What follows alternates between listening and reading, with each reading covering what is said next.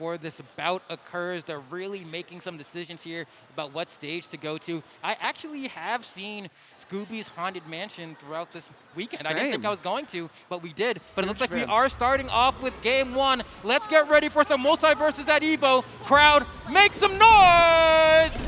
Bro, Scooby's Mansion for game one is insane. I love this. So what's crazy about the stage, right, is you got the walls that are already been broken, but also the floors can be like knocked off by the cogs there at the top of the left. You hit the levers, causes the floor to disappear. But like literally, it is just a slugfest out the gate. Yeah, and it's a really good stage for characters that like to KO off the top, especially someone like Arya, where you go for that up special, you can try to convert into that up air in the middle. It's going to lead to some very early KOs, especially if Shaggy's there looking for those up specials as well. Dude, Courage was in a very bad spot there for a second. He was actually getting carried towards the top. That megaphone's going to create a little bit more distance for them to try to like play their game and to try to go towards center stage. Center stage of the map is a really strong place to be because if you're on the stage down below and you're hitting them upwards, you can get them off the top. But we got a lot of combo damage coming up from there. Rage's charge, the second it activated, mind you, gets the uppercut, gets the more powerful move and manages to get the ring out on top of that. Another up attack coming out. A third one. That is a lot of points going off of the table here. Starlight and Mikkeaux with a slight disadvantage here. Doing okay in terms of damage. Arya already sitting at 37, gets caught by the spin. This could be really devastating for them to try to get back on stage. Yeah, this stage can be extremely polarizing, but when you do break up the floor like that, it does give the ability for Shaggy to go over to the other side and charge with a lot more safety. They're seeing a lot more nairs, some word go bubbles again. coming out. There's the Rage. They have all the time in the world to charge. Might as well go for it. Fastball. Dead zoned a little bit too hard. Okay, going to the other side, comes with a fastball in the air. Gonna be a sure you can attempt to try to close that one off the top. The dog pile comes out. Don't want to get spiked there. Needs to be careful. Another sure you can off the top, hits the lever, and then gets KO'd. 93 on Taz. This is looking very strong for Zage. Just trying to get back on stage. Courage finding a will. There's a way. Hanging on that wall. Finds a way to get back on.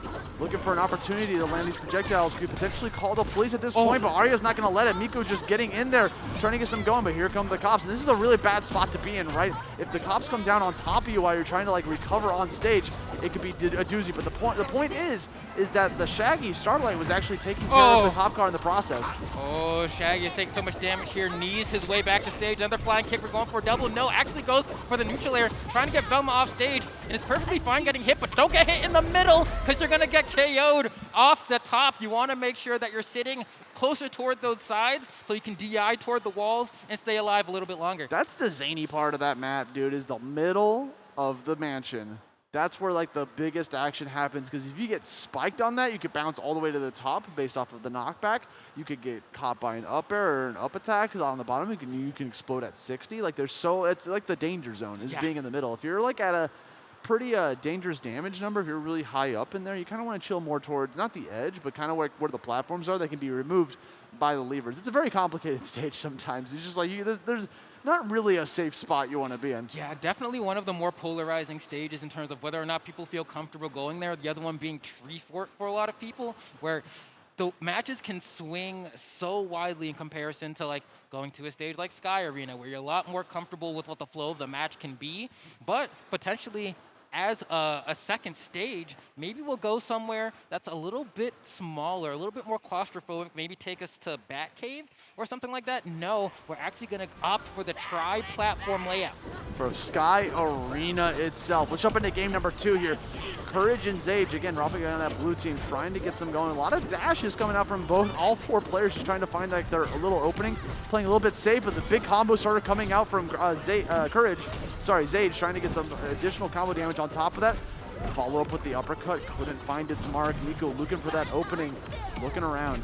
Yeah, this one's going to be a little bit tougher if you're trying to go for KOs off the top, though. They're really going to have to convert off of each other extraordinarily well. And we've seen them try that first Shin Shoryuken that we saw in game 1 was perfect coming out from Starlight, but they haven't really been able to find those conversions quite yet anymore. I like the positioning of the megaphone, by the way, coming out. Ooh! Okay, getting caught off the Charging, top. nice. Yes. Oh, but in that time, now it makes you wonder, in the time that you spent charging, that meant your teammate could get 2v1'd, and that's exactly what happened. You're going to need to weigh those options a little bit more going forward, as this potentially could be the last game you play in this tournament. Yo, Starlight was almost at max stacks. By the way, gets caught by the spin attack. What? You have to do a double take right there. That spin attack still is a little bit strong, being able to get that second ring out for blue team. Looking pretty promising to get in the top 8 on loser's side. Let's see if they can try to pull this off. Red team trying to bring it back from the depths of despair that could potentially happen. 111 damage, throwing out the book at the big head mode to try to help both cooldown reduction on both Velma and Taz. Oh, that down air is so big. So disjointed. You didn't expect that when those double arms swinging through the side of the stage to go ahead and close that one out. Go ahead and apply that target debuff, and now the speech bubbles are in hot pursuit. Here we go, throwing down the ice potion right in the middle of the stage. Goes for like the command grab. Oh, See careful. from Velma. He was in a very precarious position. Courage trying to get back on stage. Okay, here we go. This is looking very much so in favor of Courage and Zage as they are trying to go ahead and close this game out. They need 2 more points. Meanwhile, Starlight and Mikkeaux are looking for anything to bring them back into this game, but 105 on Arya, the lightest character, is not where you want to be. 109 on Shaggy, that's way too much. Literally just one spin attack could end both of them, depending on where they are on the stage. Trying to go for the kick off of the rage, couldn't get too much capitalization on top of it. And now Taz just throwing those word bubbles all over the place, trying to get some moves going. Gets caught by the downer, bouncing off the bottom and going to the top. Goes for a trade moment, but now we have Courage sitting at 0 damage. Can just go for moves if he so chooses. Speaking up, goes for the spin attack, gets the up, and that's gonna be Courage and Zage being a top 8 winner, like qualifying into the top 8 side of the bracket. That is gonna be the next game here, right? We are figuring out what's happening. That was a 2-0, right? Yeah. I think maybe they thought it was a best 3 of 5, but no, that was a best 2 of 3. You guys are the winners. You guys moving on to the top 8 of winner's side, loser side of this bracket. Yeah, now it's coming down to the last qualifiers, right? We pretty much more or less have a very solid idea of what our top 8 is going to look like, right? We already saw the 4 winner side qualifiers, and we've been slowly making our way through the loser sides. Not many more sets to go in terms of top 8 qualifiers. We're coming down very close to the end here. Yeah, literally just 2 more sets, like you said. So there's literally only 10 more teams, but there can only be 8. There can only be 8 more, man. And I think up next we got tons of teams coming up. But before that, I just want to take a little peek at some of the action that we just saw here through some replays real quick. A lot of great moments that happened within that set, right? So there's a moment, I still can't believe they went to Scooby's Mansion game 1. That blows my mind that both teams agreed to this. Yeah, no, I feel the same way. Usually you think, all right, this got to be like a counter pick or something, right? Like, ain't no way you can go here for game 1. But no, some people do feel like it is the wave. And granted, did not work out for Starlight.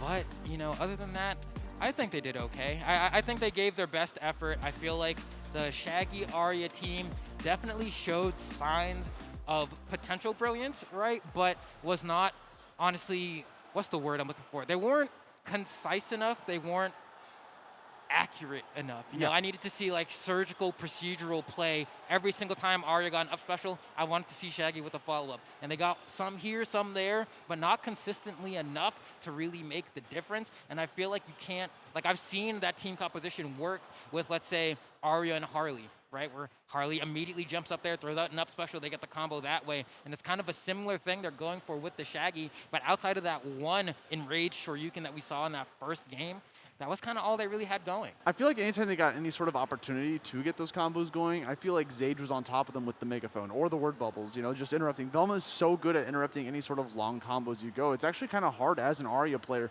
to fight against the likes of Velma, because if Velma's running free, no matter where you are, it's like, yo, you're hurting my homie. I'm going to shout into this mic real quick and it'll reach you no matter where you are on the stage. So like that is kind of difficult to go for long combos, which Arya is known for. Really strong in 1s, but in 2s, you got to always keep in the back of your mind that you could get interrupted at any time. Yeah, no, that's definitely going to be a bit of a bummer, I think, for Starlight and Mikkeaux. You know, once again, 1 shy of top 8, but I'm sure they will be back as stronger competitors at the next tournament, maybe an online one, even if